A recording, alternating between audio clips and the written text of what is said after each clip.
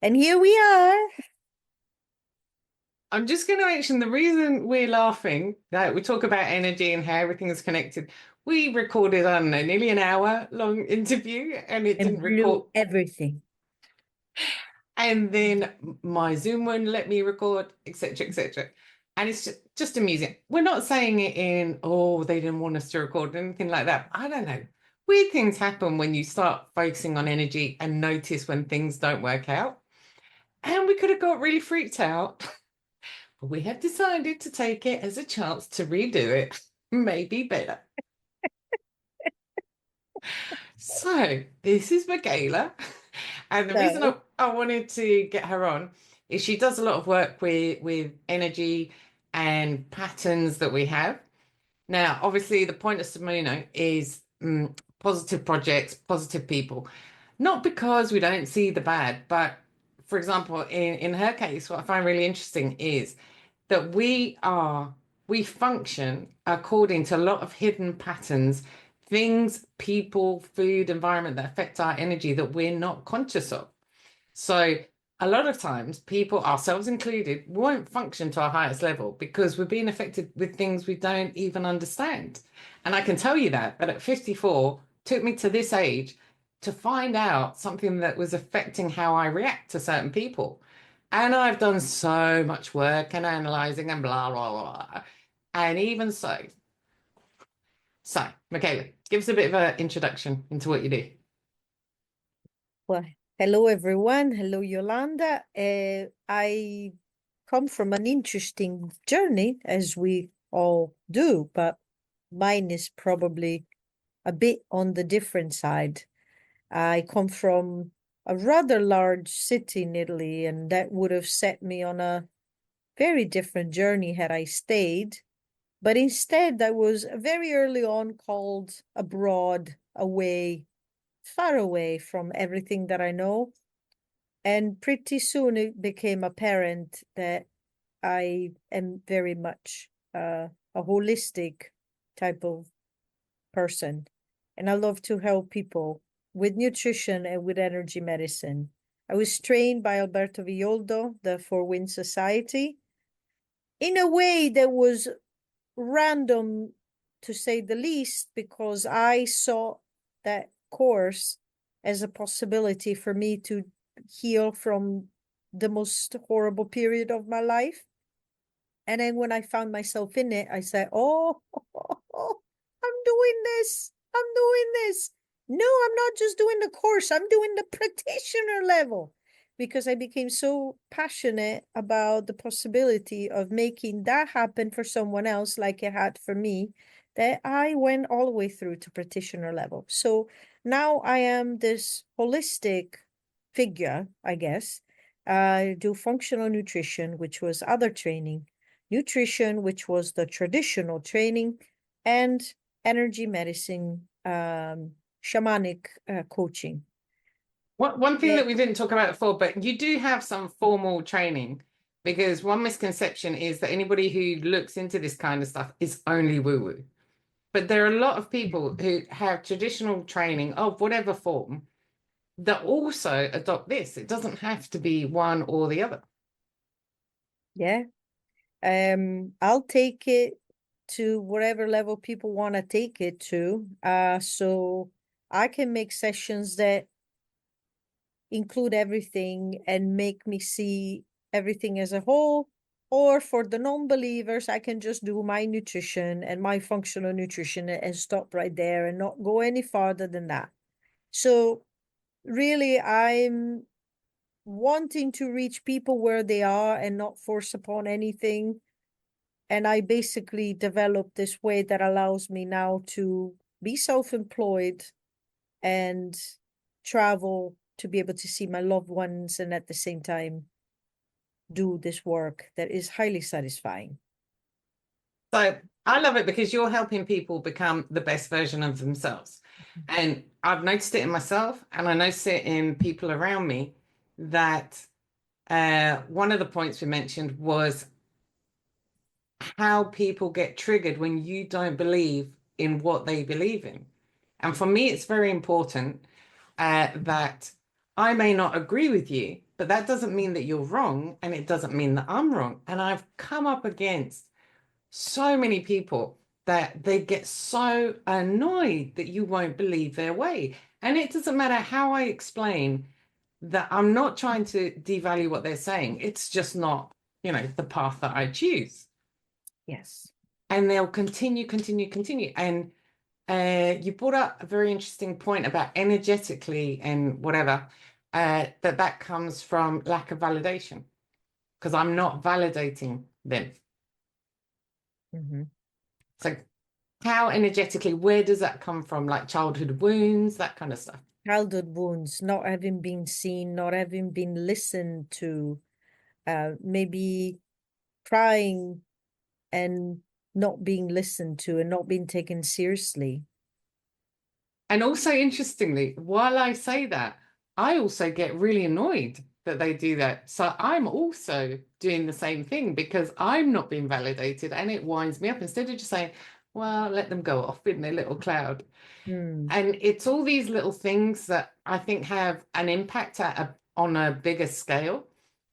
Why is the world the way it is today? Like, how could we improve it? Working on these kind of things without having to think, if I admit that, then I'm a crap person. So I'm going to stick with it.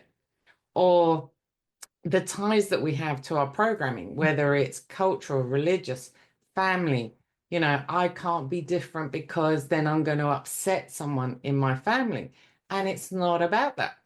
So talk to us a little bit about the generational energetic trauma and programming that comes in, because we don't realize how much it affects us. So we all come to this world with an envelope around us of energy, and now it's been recognized in science. And this envelope really is like a giant invisible hardware, and it has all the programs, all of the patterns, all of the programs that we have from this life, but also from the previous ones. And this is where people choose to believe or not believe, know there are in previous lives. Well, now we know that we have an envelope around us of energy, and it doesn't just contain recent stuff.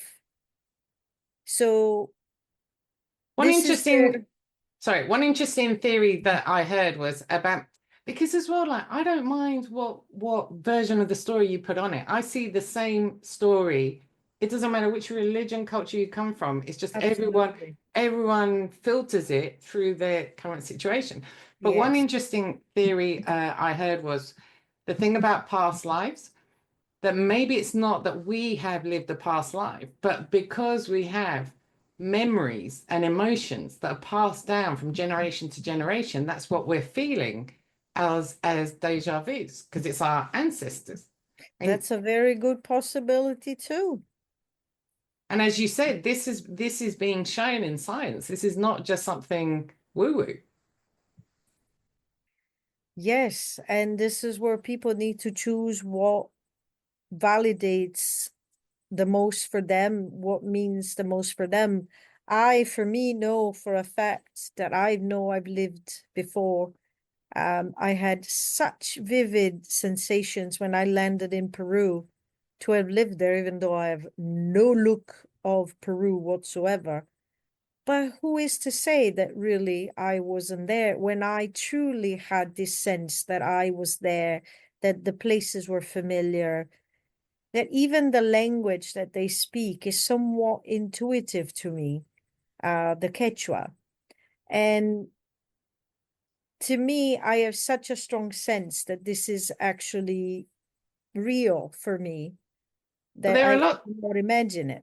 there are lots of examples of children, young children under the age 4, describing in vivid detail how they lived on the other side of the world, and Exactly. it's been validated. How can you explain that? But going back to the energy thing, because my focus on Samino is that we raise the vibration, because and another aspect we talked about before, we won't cover now, is that we need people who fight against the system, against what's wrong, because that's necessary. But we don't all need to be the fighters. if that's your character, if that's your role, if that's what you want to do, we also need people to be free, to be creative, to be kind, to whatever, because there needs to be a balance. So energetically, what stops people doing that? Conforming, not wanting to disappoint the people near them that may not share completely their beliefs. I'm curious, And actually. Sorry, oh, interrupted. I'm so excited to ask you a question. well, when you're born a bit different, like you and I are, it is rather rare to meet counterparts that will share exactly what we feel, exactly what we think, and that's okay. Um, it's okay, whatever people believe.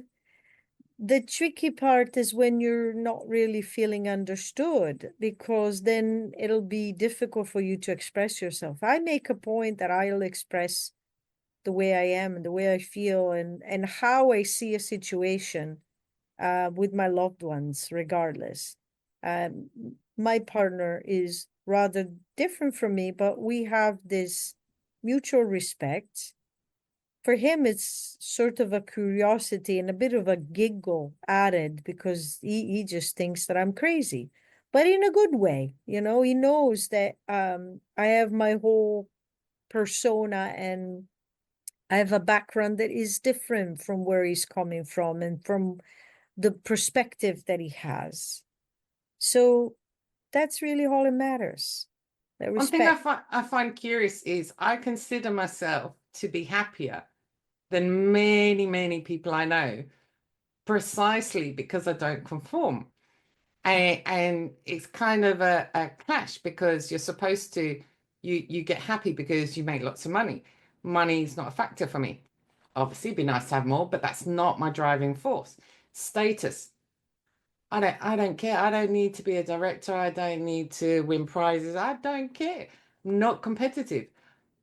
Do you have a better job than me? Do you know more than me? Fantastic. Good for you. And Yes. annoys people. It's like, how Yeah. could you not think that's important? Don't you know what I know? And that whole validation thing again. But I went a bit off a tangent there.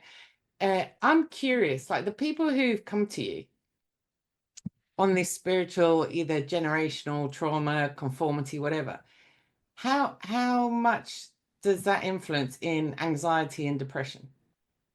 Oh, very big, very much so.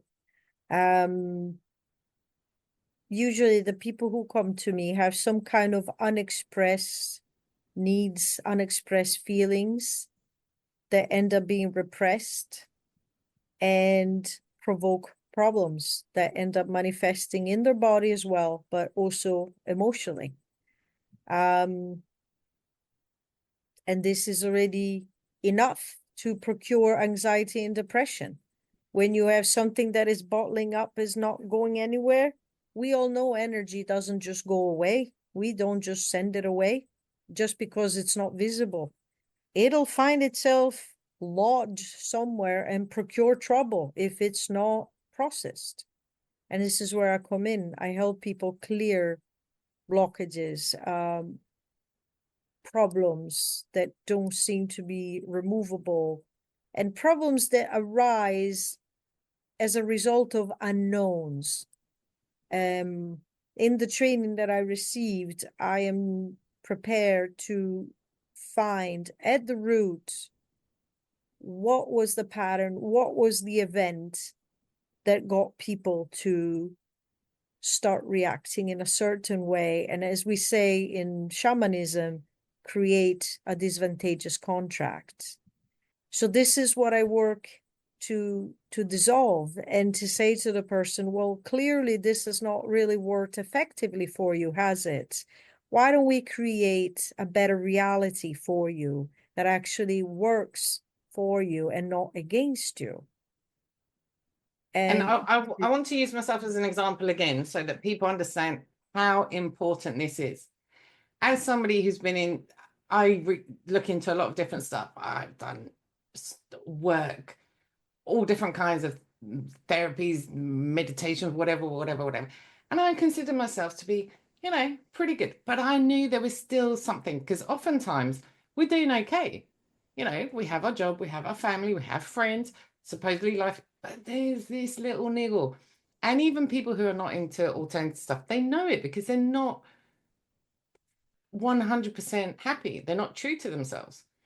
And because I'm stubborn, I keep thinking there's got to be a reason. And I was saying that I only just recently at 54, uncovered something from childhood that was still affecting how I relate to people. So I want people to think about this. If in any area of your life, there's something, even if it's just like an inner feeling of you're not fulfilling your potential, satisfied, whatever it is, there could be so many reasons. It's very difficult for you to uncover that by yourself.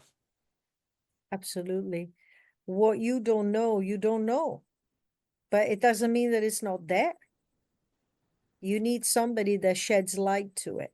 And this is what I do. Sometimes I do, a lot of the times, I do that much better for others than for me. That's where I go to a coach as well, because I need somebody that sheds light for me as well.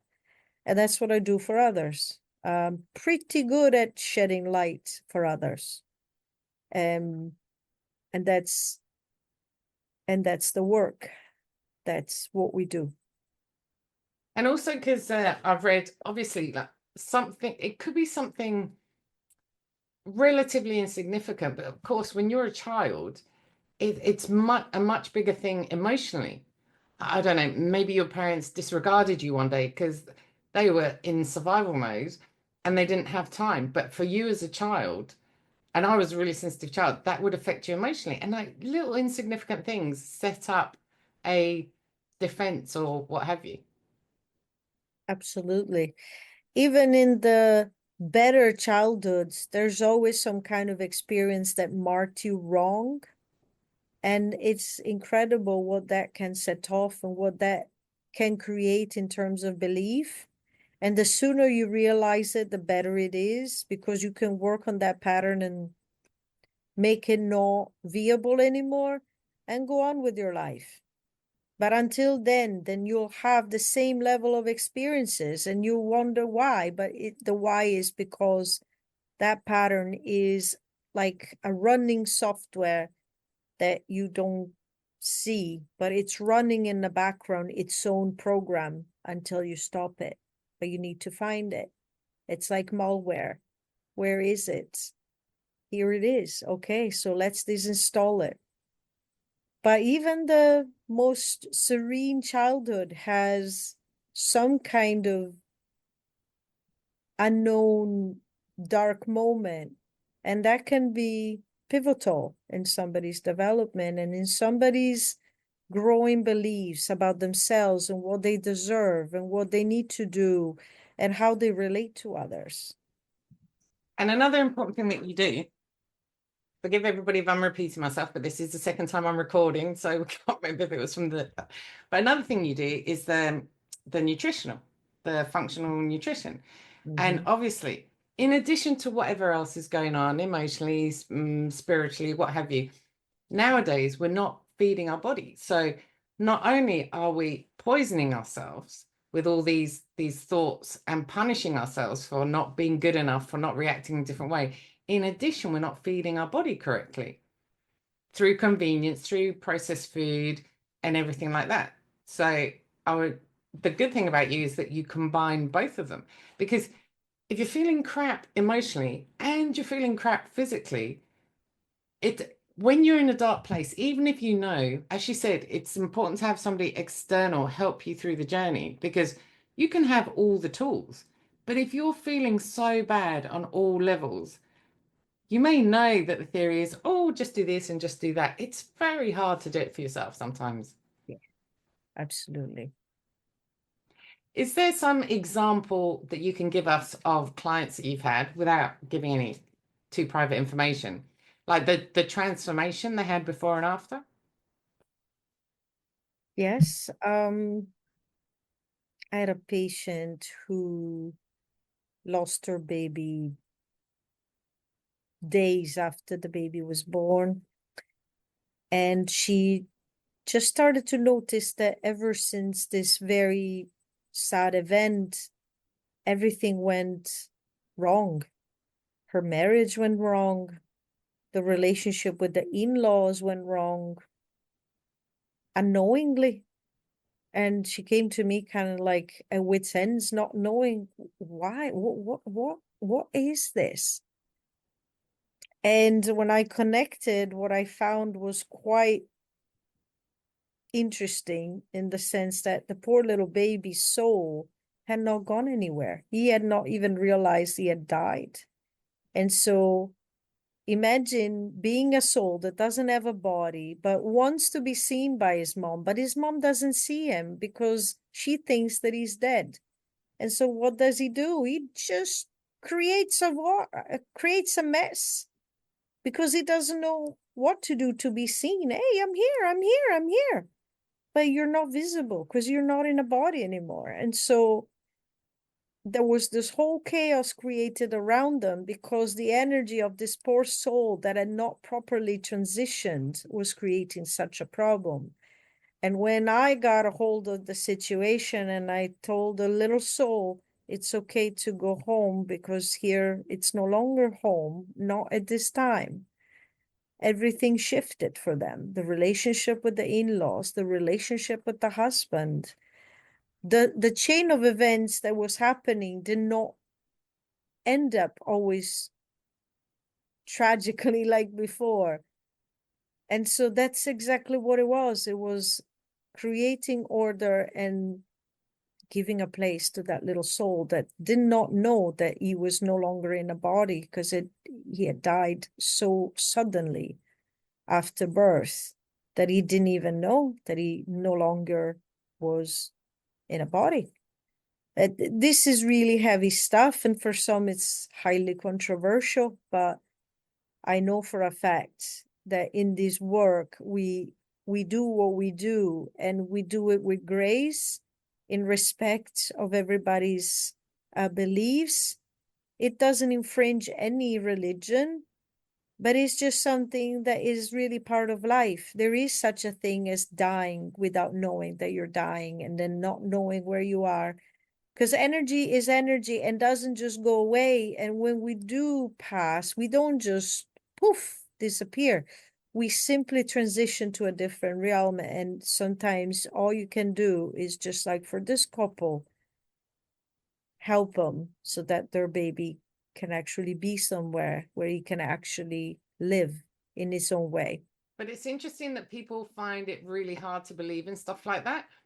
But I know a lot of normal friends that have had weird experiences, maybe stuff moving in the house that can't be explained. Although all those young kids who can accurately describe their previous life, but will believe in Wi-Fi. Can you see Wi-Fi? That's a classic example that people use. But no, because that's science, because there's a box that I can see, and that's the box that's doing it. But what's working is the Wi-Fi, an invisible connection. That's true. That's a very good point.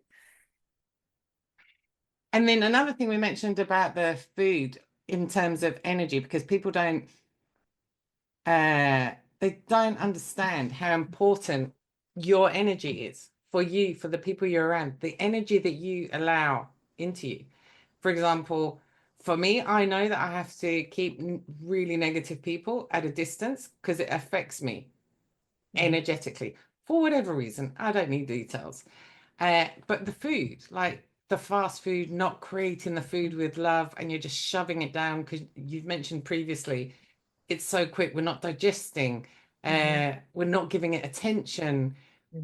We're not feeding our body. We're just filling a hole. Yes. This is a big part of what I do when people come to me telling me they have heartburn or reflux disease. There's a lot of this non-mindful eating and feeding yourself in a hurry and rushing to the next thing, and truly not digesting properly the food, or a lot of times swallowing bitter pills, so to speak, meaning eating to forget, eating to numb yourself, eating to forget something is bothering you. That also will create not a good substance in the end that you're creating with your food, because the energy, the intention around it is so permeated with bad energy. And I'm a strong believer of this. I've seen how people can create hernias and total GI dysfunction by virtue of eating in a hurry and pulling themselves too much to the point that their body has to react. Their body creates a way to cope these mechanisms, and they're not pretty. When I was researching during the last 4 years, what we all went through, we know what that is, the top rates of death, even then, stress, anxiety related disorders was like in the top 3, even during everything we went through. So, for example, heart problems and stomach problems, all sorts of things.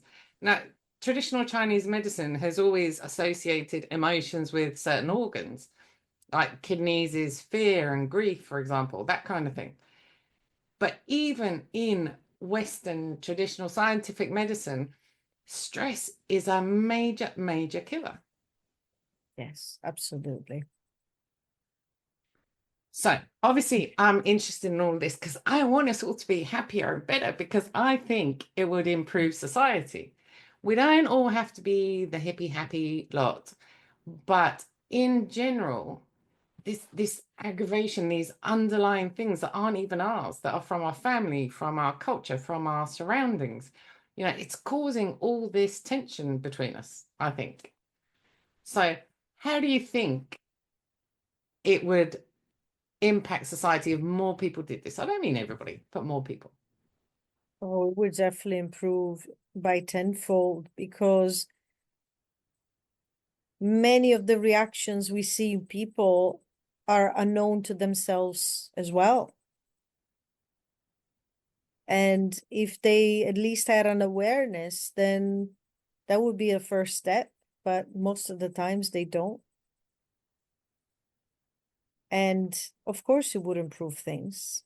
We would all be more aware. We would all be more mindful of what we create and what we aggregate with our behavior.